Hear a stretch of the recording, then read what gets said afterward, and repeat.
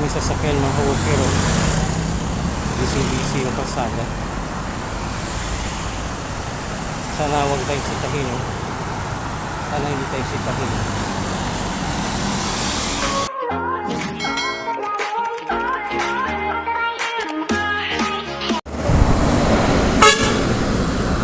Hi guys, welcome po dito sa aking YouTube channel.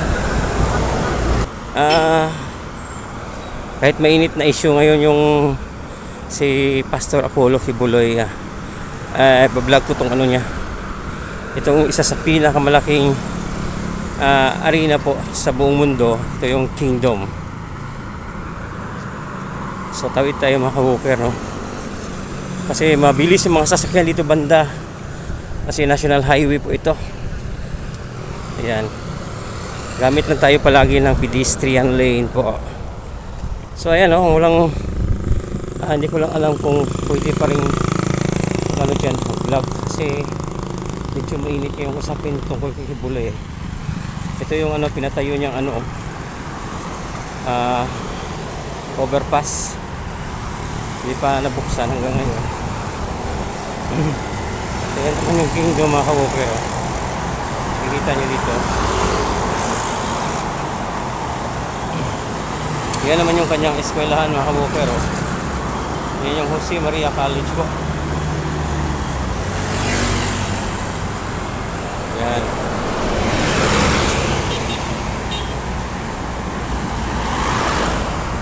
So dito na yun, maglalakad-lakad na tayo dito. May mga high-end subdivision dito mga ka-walker, oh. Ito yung Orchid Hills. Yan yung kanilang entrance po. Yan yung ano mga ka-walker, oh. Yung Kingdom po. Yung Apollo Kibuloy. Ngayong buwan daw ito magbubukas eh. Hindi ko lang alam kung matutuloy pa rin yung pagbubukas niyan.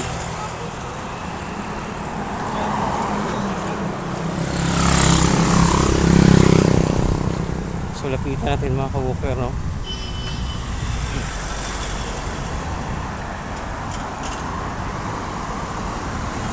May sasakyan mga ka-walker, oh. Busy yung kalsada. Sana huwag tayong sitahin, no? Sana hindi tayo sitahin. Yan siya mga ka-walker, oh. Medyo tahimik.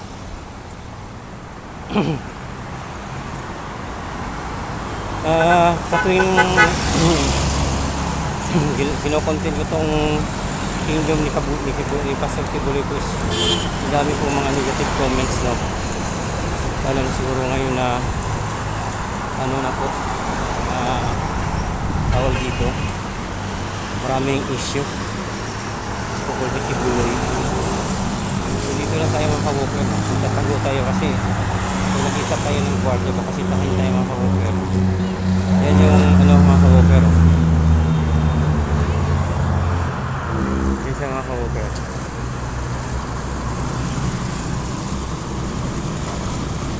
So napakaganda, no? Napakalaki, napaka-modern po.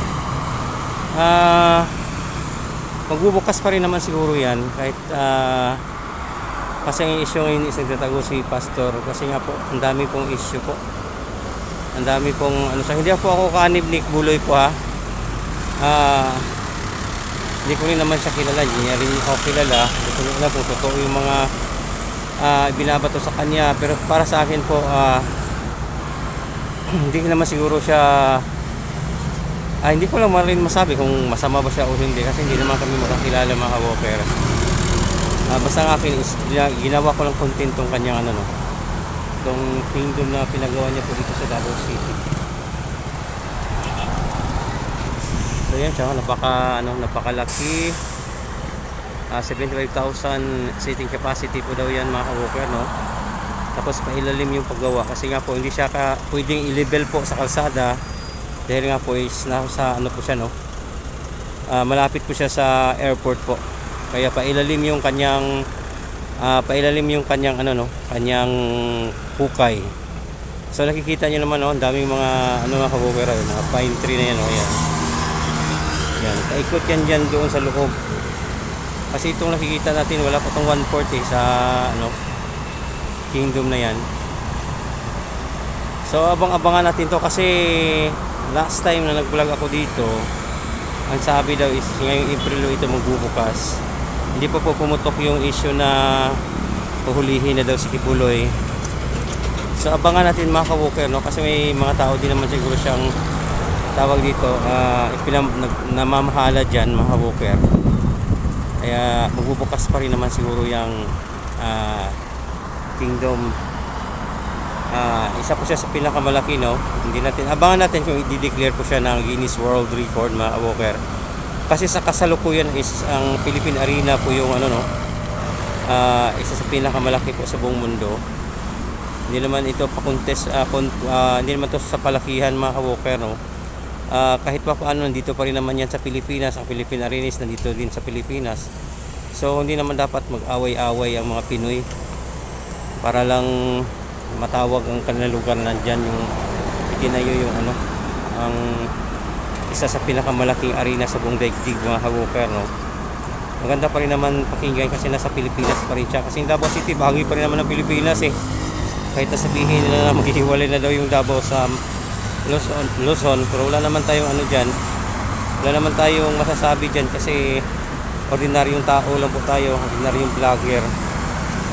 Ang akin lang is may parating at may pakita po lang po sa buong mundo na ganito yung hitsura ng aming syudad. Hindi namin inaano to para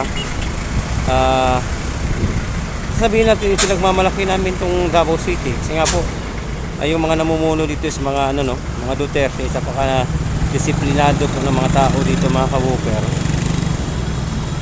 So ayan yung hitsura nyo. I-zoom in ko siya, napakaganda na kanyang mga detalye po. Ayan, oh.